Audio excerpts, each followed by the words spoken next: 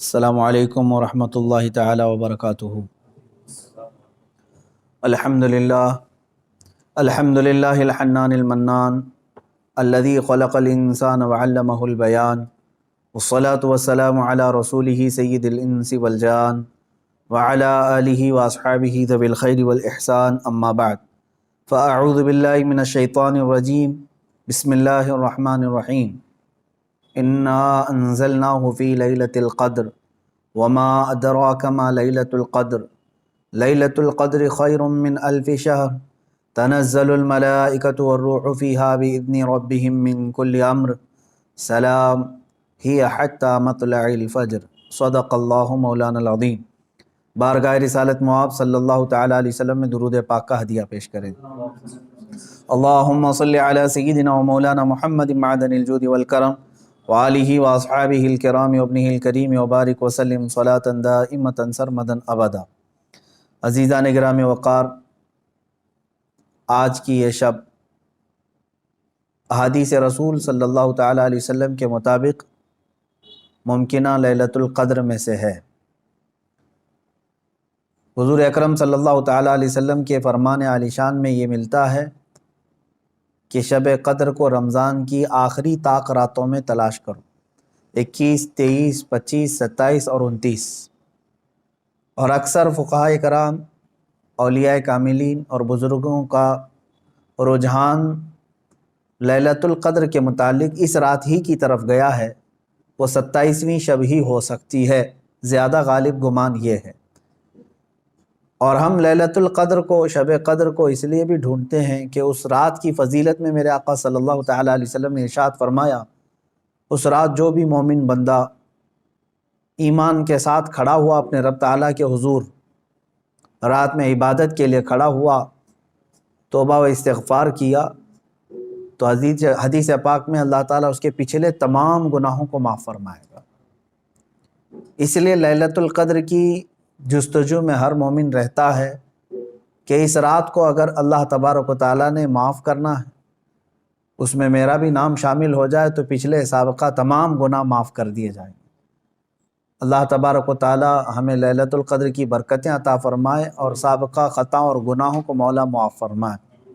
میں تمام مومنین سے یہی کہوں گا کہ یہ رات جس کے متعلق قرآن کہتا ہے لیلۃ القدر خیر من الف شہر، یہ ایک شب قدر جو ہے، ایک لیلۃ القدر، ایک رات 1000 مہینوں سے افضل ہے۔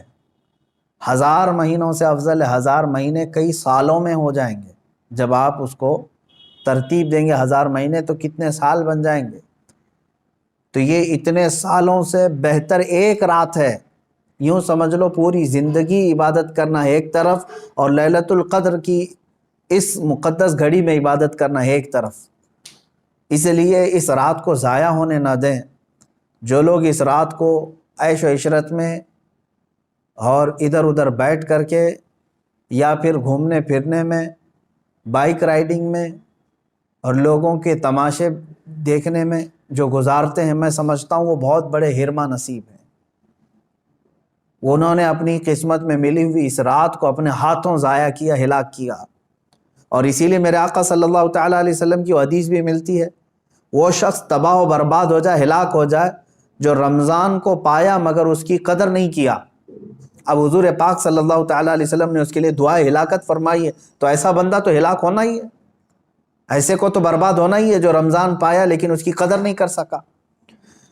تو میرے عزیزو، میں تمام نوجوانوں سے یہی کہوں گا، تمہارے لیے کھیلنے کودنے اور دوسرے کاموں کے لیے اور بھی بہت سارے اوقات ہیں، لیکن اس پاکیزہ وقت کو اس طرح ضائع نہ کرو۔ اور جو دیکھنے میں ملتا ہے، اس رات کو لوگ دوست احباب کے ساتھ نکل پڑتے ہیں، چلو عیش و عشرت کرنا ہے، کچھ گھومنا ہے پھرنا ہے، لوگوں کو پریشان کرنا ہے۔ اب تو حالات لاک ڈاؤن کے ہیں، باہر اگرچہ جانے نہ ملے مگر اپنے نوجوان بچے اپنے ہی محلے میں لوگوں کو، پولیس کو پریشان کرنے کے لیے نکلتے ہیں۔ تو کیا یہ رات اس طرح کے عیاشیوں کے لیے آتی ہے؟ کیا تم اس کو اوروں کی طرح، غیروں کی طرح سمجھتے ہو کہ انٹرٹینمنٹ کی ایک رات ہے، دوسروں کے تہواروں کی طرح رقص کرنا، ناچنا، شراب پینا، معاذ اللہ؟ یہ وہ رات ہے جو تمہارے سابقہ گناہوں کو معاف کرنے کی بشارت لے کر کے آ رہی ہے، تم اس کی طرف توجہ نہیں دیتے۔ تو پھر ایک بات یہ بھی یاد رکھ لو، تم میں سے کسی کو یہ بات خبر نہیں ہے، کسی کو معلوم نہیں ہے کہ اگلا رمضان تمہاری زندگی میں آئے گا کہ نہیں آئے گا، نہیں معلوم ہے۔ یہاں تو لاشیں اس طرح سے دیکھنے کو مل رہی ہیں، روزانہ موت کی خبریں اس طرح عام ہو چکی ہے۔ تو آپ اندازہ کرو کہ اگر آپ کو اللہ تعالیٰ نے یہ رات عطا کیا ہے تو یہی سوچ کر کے کہ آپ عبادت کرو کہ شاید میری زندگی کی آخری رات ہوگی، یہ لیلۃ القدر شاید میری زندگی میں دوبارہ نہیں ملے گی۔ جب یہ تصور تمہارے اندر آئے گا تو انشاءاللہ عبادت کا ایک ذوق بھی بڑھ جائے گا، لطف بھی آئے گا، اور اللہ تعالیٰ سے گڑ گڑا کر کے مانگو گے بھی۔ اس طرح سے مانگو کہ مولا اگر یہ میری زندگی کی آخری شب قدر ہے تو اس رات کو بخشے بغیر مجھے اپنی جگہ سے نہ اٹھا، میرا نام بخشے وہ میں شمار فرما۔ جیسے کہ حضور پاک صلی اللہ تعالیٰ علیہ وسلم مکہ مکرمہ حاضر ہوئے اور جب واپس ہونے لگے تو خانہ کعبہ کے پاس آپ نے یوں دعا فرمائی تھی کہ اللہ اگر یہ میری آخری زیارت ہے خانہ کعبہ کے پاس تو پھر یہاں سے مولا ہم سب کی مغفرت کے بغیر ہمیں باہر نہ فرما۔ تو اس طرح سے آپ اس رات کو بھی یہ سمجھ کر کے دعا کریں کہ اگر میری زندگی میں اور دوبارہ رمضان آنا نہیں ہے یا لیلۃ القدر آنے کا ہماری زندگی میں کوئی نصیبہ نہیں ہے تو مولا اس رات کو ہی ہمیں معاف فرما دے اور اس کے بعد والی زندگی کو کبیرہ اور صغیرہ گناہوں سے محفوظ فرما دے۔ یہ لیلۃ القدر کے سلسلے میں میرے عزیزوں عبادتوں کا اہتمام کریں، عورتیں اپنے گھروں میں بچوں کو بھی لے کر بچیوں کو بھی لے کر بیٹھیں۔ صرف جاگنا اصل مسئلہ نہیں ہے، بعض لوگ سمجھتے ہیں کہ جاگنا چاہیے، جاگنے کا مطلب موبائل لے کر بیٹھ کر کے جاگنا، یہ فضیلت کی بات ہے۔ جاگنا اس کے لیے افضل ہے جو اپنے آنکھیں قرآن کی تلاوت میں لگا چکا ہو یا اپنے جسم کو رب ذوالجلال کی عبادت میں مصروف کر چکا ہو۔ اور اگر خالی جاگنا اور غیبت کرنا، چغلی کرنا یا واہیات دیکھنا ہے تو میں سمجھتا ہوں اس سے بہتر ہے سو جانا اس آدمی کا، وہ سو جائے گا تو کچھ گناہوں سے بچ جائے گا۔ تو یہ محض گناہ کرنے کے لیے جاگنا یہ افضل نہیں ہے اور نہ ہی اس میں کوئی نیکی کی بات ہے۔ اللہ تبارک و تعالیٰ سب کو اصلاح کی توفیق عطا فرمائے۔ آج میں خصوصیت کے ساتھ اس لیلۃ القدر میں آپ تمام کے سامنے حاضر آیا ہوں ایک درد دل لے کر کہ فلسطین کے مسلمانوں کے ساتھ جو حالات آج پیش آ رہے ہیں یہ نئی بات تو نہیں ہے، پچھلے 70 سالوں سے وہ اس ظلم کو برداشت کر رہے ہیں، لیکن اب حد ہو گئی ہے مسلمانوں۔ مسجد اقصیٰ میں بیت المقدس میں اسرائیلی پولیس داخل ہو کر اپنے جوتوں سمیت اور گولیوں سے مسلمانوں کو نشانہ بنانا، باضابطہ ہمیں وہاں کی جو خبریں آ رہی ہیں لوگ نماز میں مشغول ہیں، دعاؤں میں مشغول ہیں۔ کل بڑی رات تھی وہاں پر، کل لیلۃ القدر تھی، شب قدر کے لیے وہاں پر ہزاروں کی تعداد میں لوگ جمع ہیں، بچے بھی ہیں، بوڑھے بھی ہیں، جوان بھی ہیں، عورتیں بھی ہیں، وہ پیچھے آمین کہنے کے لیے آ بھی جاتی ہیں۔ ان سب کو ان ظالموں نے نشانہ بنایا ہے۔ مسجد اقصیٰ خون میں نہا رہی ہے، قبلہ اول ہمارا، بیت المقدس ہمارا، آج وہاں خون کی ہولی کھیلی جا رہی ہے۔ اب مجھے یہاں پر بات صرف اتنی کرنی ہے کہ وہ کہاں گئے سیکولر کے بھوت، وہ کہاں گئے جو انصاف اور امن و امان کی بات کرنے والے، ہیومن رائٹس کی تنظیمیں، کیا ان کے منہ میں گھی لگ گیا ہے؟ کیا ہے آج ان مسلمانوں کے خلاف جو حالات پیدا کیے جا رہے ہیں اسرائیلیوں کی طرف سے، اس پر کوئی آواز نہیں اٹھاتا؟ یہ دہشت گردی نہیں ہے میرے عزیزو؟ آپ سمجھو پوری دنیا ایک طرفہ دہشت گردی کے لیبل کو صرف مسلمانوں پر چسپاں کرنا چاہتی ہے۔ ورلڈ کا سب سے بڑا دہشت گرد ہے یہ اسرائیلی حکومت کے انڈر میں اس طرح کی جو سازشیں ہو رہی ہیں۔ آپ سوچیں کسی بھی مذہب کے، کسی بھی دھرم کے لوگ جب عبادت میں ہوتے ہیں تو گویا کہ وہ دنیا سے کنارہ ہو کر اپنے اپنے خدا کے پاس جا رہے ہیں، یہی تو ان کا تصور ہوتا ہے۔ عبادتوں کے وقت کسی کو گولیوں کا نشانہ بنانا اور صفوں کو درہم برہم کرنا اور بچوں پر بھی گن تان لینا اور وہاں کے نوجوانوں کے سر پر جوتیاں رکھ کر کے کھڑے ہو جانا عورتوں کے دوپٹے کھینچ لینا، یہ ہے ایک چہرہ اسرائیل کا جس کو دنیا بتانا نہیں چاہتی، اور وہ سب حد پار کر کے بھی امن کے مسیحا ہیں اور دہشت گرد ہم ہیں۔ وہ قتل بھی کرتے ہیں تو چرچا نہیں ہوتا، ہم آہ بھی کہتے ہیں تو ہو جاتے ہیں بدنام۔ میرے عزیزو، اب یہ وقت قیامت کے قریب کا ہے، آپ دیکھو کہ تمہارا مسیحا ہے کون تمہارے لیے آواز اٹھانے والا ہے۔ تقریباً 57 ممالک اسلامی نام سے جانے جاتے ہیں، ان میں کا کوئی لیڈر سوائے ترکی یا کچھ لوگوں کے؟ یہ سارے اپنی عیاشیوں میں مصروف ہیں۔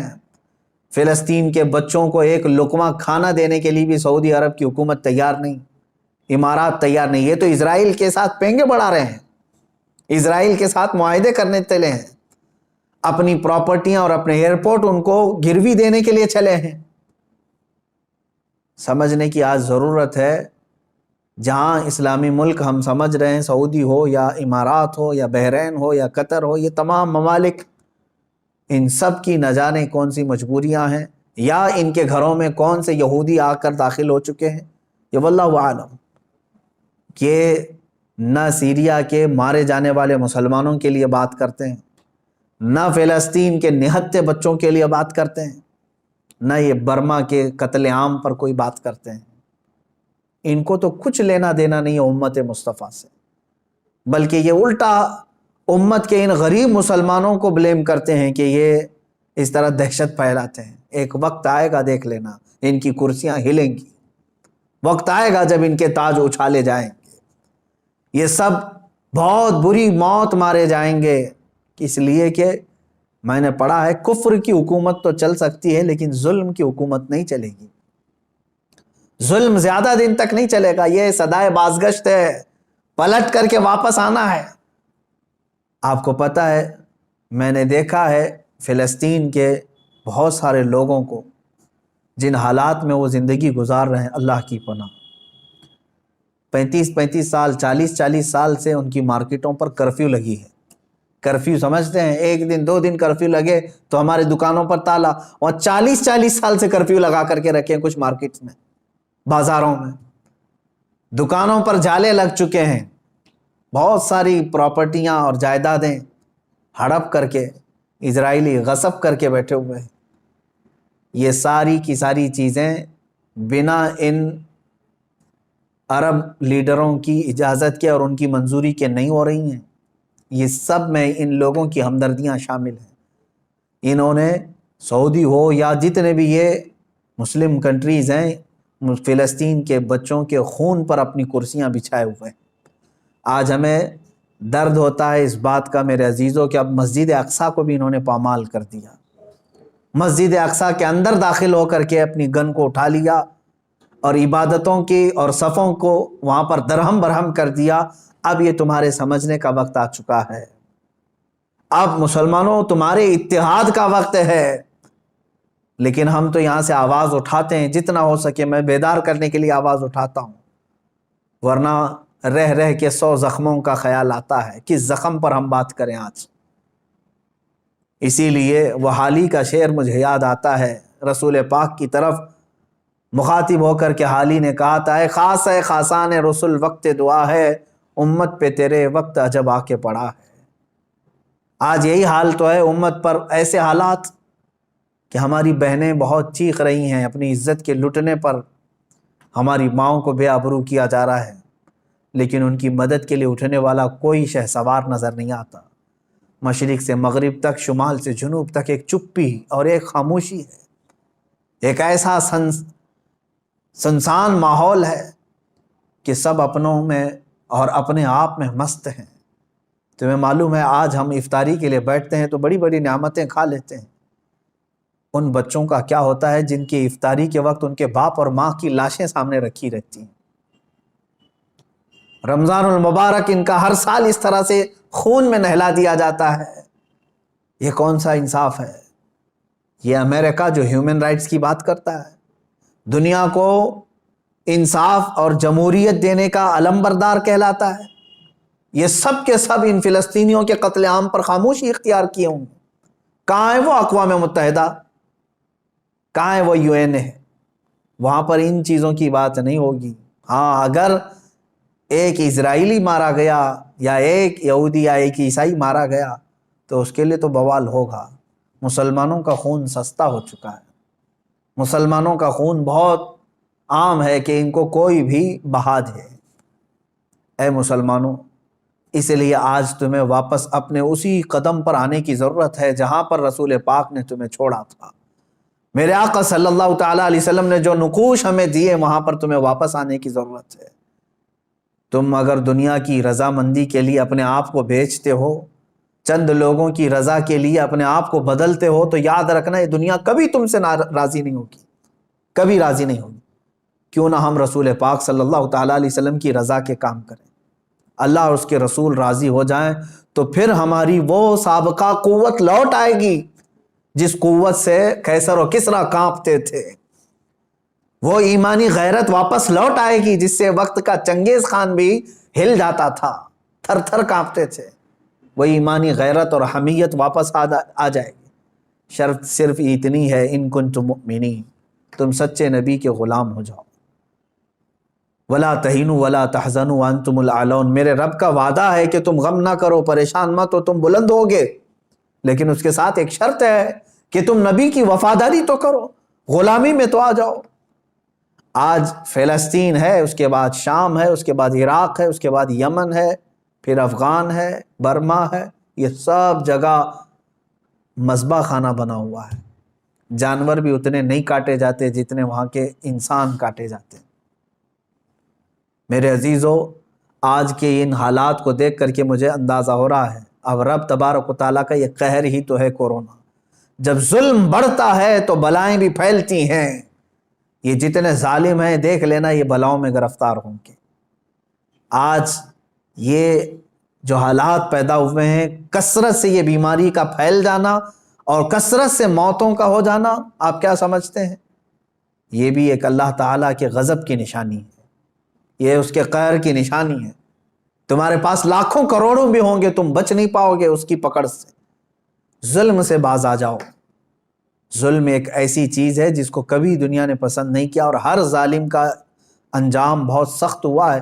وہ چنگیز خان جس نے لاکھوں کی لاشیں بچھا دی تھی محض گھوڑے پر بیٹھ کر کے، ایک بار اپنے ہاتھ میں کسی چیز کو لے کر کھیل رہا تھا۔ مجھے یاد آتی ہے بات، آج فلسطین کے بچوں کے لیے اب بھی میری امید ہے۔ لوگ یہ کہتے ہوں گے ان کے پاس کچھ نہیں، ارے وہ چھوٹے کنکر اور پتھر سے مقابلہ کر رہے ہیں، سامنے والے پیٹروٹ میزائل لے کر کھڑے۔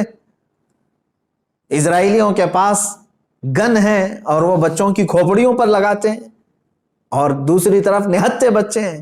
لیکن مجھے پھر بھی میرے رب تعالیٰ کی ذات سے یقین ہے، امید نہیں، یقین ہے کہ وہ مولا کریم جس وقت حالات بدلتا ہے تو پھر ان یہودیوں کو دیکھ لینا، ان کو سر چھپانے کے لیے نہ کوئی پتھر ملے گا نہ کوئی درخت ملے گا۔ میرے آقا صلی اللہ تعالیٰ علیہ وسلم کی حدیث ہے، قیامت کے قریب تم دیکھو گے ہر پتھر یہ تمہیں پکار کر کے کہے گا، اے مسلم آ جا ادھر میرے پیچھے، ایک یہودی چھپا اسے قتل کر دے۔ یہ حدیث پاک میں ہے، یہ مارے جائیں گے، ان کا بھی انجام برا ہوگا، سخت ہوگا۔ یہ ظلم کا جو ننگا ناچ ناچ رہے، ان کو کیا لگتا ہے کہ ہمیشہ ہی رہیں گے؟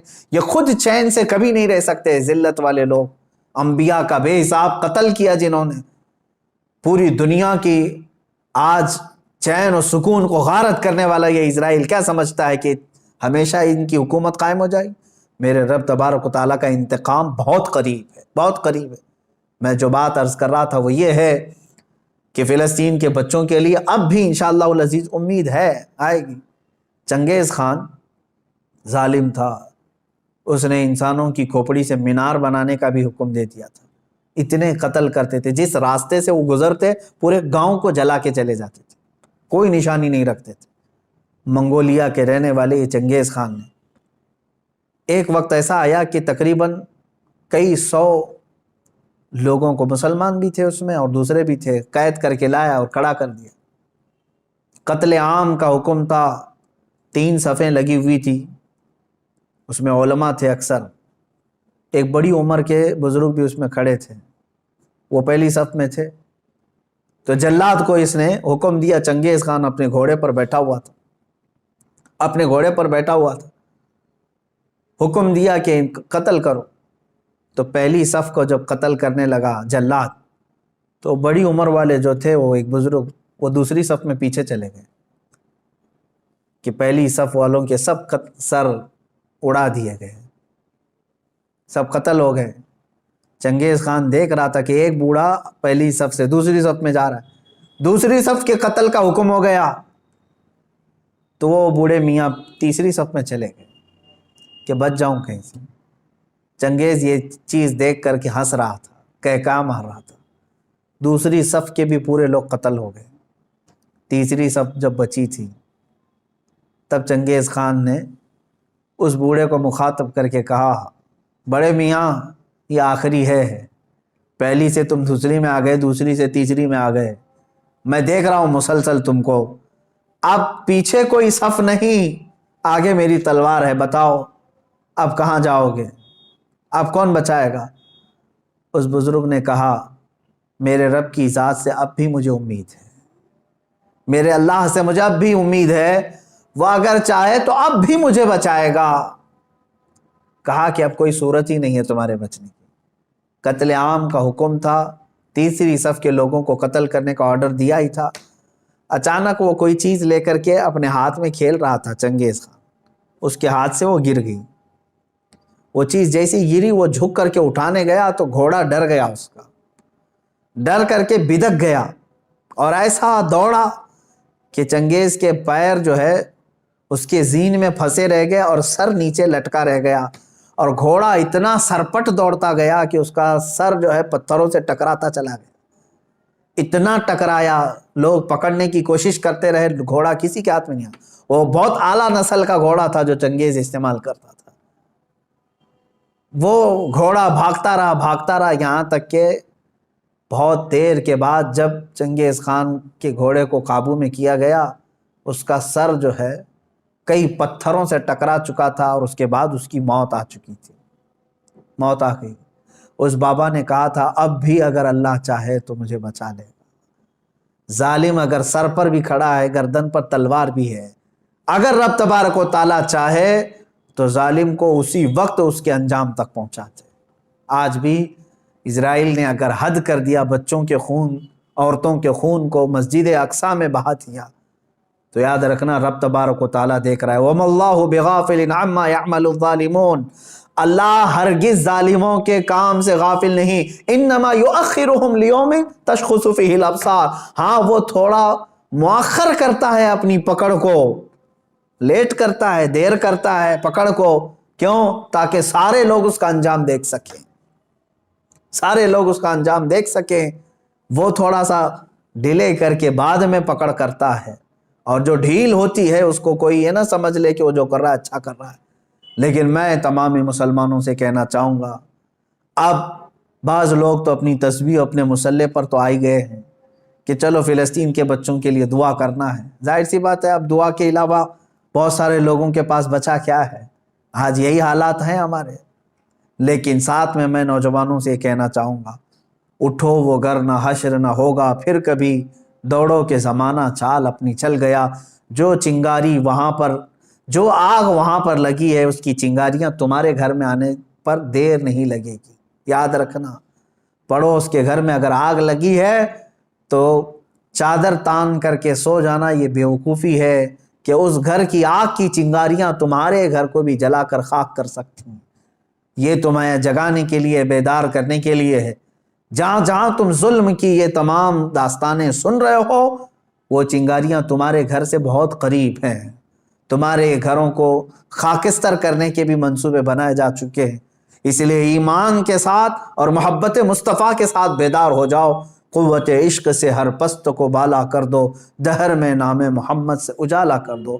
مولا کریم، اے رب رحیم، اے غفور و رحیم مولا، آج کی اس مقدس رات ہم تیرے دربار میں دعا کرتے ہیں، اے رب ذوالجلال تو رحم اور کرم فرما دے، امت مصطفیٰ پر کرم فرما دے۔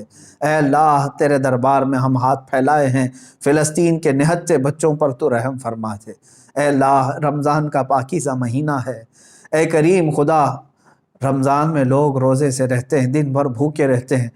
اے کریم خدا، اسرائیلی یہودی ظالم جنہوں نے ان کی افطاری سے قبل ان کو خون میں نہلا دیا یا ان کے رات کی تراویح میں ان کو خون سے نہلا دیا ہے، مولا تو کریم ہے، تو رؤوف و رحیم ہے، عزیز ذو انتقام ہے، ان ظالموں کو کیفر کردار تک پہنچا دے، ان کو تہس نہس فرما دے، اسلام و سنیت کا بول بالا فرما، کفر و شرک کا منہ کالا فرما، جتنے برے منصوبے اسلام اور مسلمانوں کے خلاف بنائے جاتے ہیں مولا سب کو تو خاک میں ملا دے۔ اے رب ذوالجلال احسن الخالقین، ہم سب کے تمام پچھلے سابقہ گناہوں کو معاف فرما دے، نیک اور اچھی زندگی عطا فرما دے، تیرے حبیب پاک صلی اللہ تعالیٰ علیہ وسلم کی سچی پکی عقیدت و محبت نصیب فرما، لیلۃ القدر کی برکت سے مولا ہم سب کی مغفرت فرما، جتنے لوگوں نے مجھے دعا کی درخواستیں کی ہیں سب کی جائز مرادیں پوری فرما، ہماری ماؤں بہنوں بچیوں بیٹیوں بہوؤں سب کی عزت و آبرو کی حفاظت فرما، جو بے اولاد ہیں انہیں صالح اولاد عطا فرما، جو بے روزگار ہیں انہیں حلال روزیاں عطا فرما، جو مقروض ہیں ان کے قرضوں میں آسانیاں عطا فرما۔ اے رب ذوالجلال، جو جس پریشانی میں مبتلا ہے تو بہتر جانتا ہے، تو علیم و خبیر ہے، مولا سب کی پریشانیوں کو دور فرما دے۔ مولا ہماری نسلوں میں قیامت تک عاشقان مصطفیٰ پیدا فرما، ہماری اولاد کو ہماری نسلوں کو گستاخان رسول سے بچا لے۔ اے رب ذوالجلال، ہماری دعاؤں کو رسول پاک صلی اللہ تعالیٰ علیہ وسلم کے صدقے و توسل قبول فرما۔ وصلی اللہ تعالیٰ علی خیر خلق محمد وآلہ واصحابہ اجمعین، وآخر دعوانا